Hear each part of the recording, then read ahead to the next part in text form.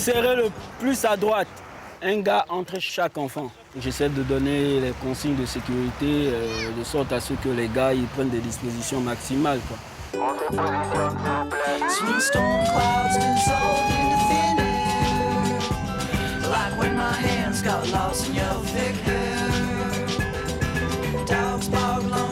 C'est lors d'un séjour au pays où j'étais pas arrivé depuis plus de 8 ans que je me suis rendu compte en apportant avec moi une cinquantaine de paires de rollers qu'il existait dans mon pays un manque d'espace de divertissement, une méconnaissance de la dimension réelle du roller.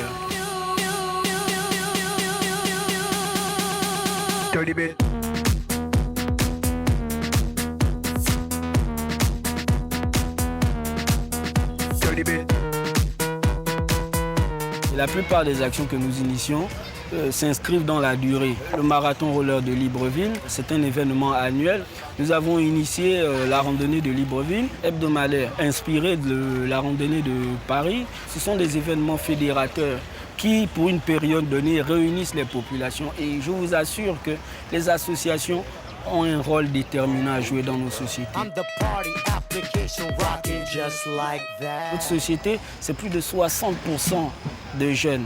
Quand vous les voyez tous unis, c'est vraiment, on se passe de tout clivage. Ils viennent de tout milieu, de toute ethnie. On crée des liens et c'est ce qui enrichit une société. On s'amuse bien, comme des frères et sœurs. Ça apporte beaucoup de choses en fait. L'esprit du groupe, l'ambiance, les loisirs et une sorte d'éducation aussi. Je m'entraîne depuis toute petite jusqu'à ce que je devienne une championne. Je demande simplement aux institutions de prendre en considération les besoins des jeunes. Ils sont bourrés de talent, ils sont bourrés d'énergie. La première richesse d'une nation, c'est d'abord son potentiel humain. Et nous en avons aujourd'hui. L'Afrique a du potentiel. C'est en ce sens que je me bats aujourd'hui, de sorte à vraiment enrichir ma société par ce genre d'initiative. Plus d'Afrique, c'est plus de rollers.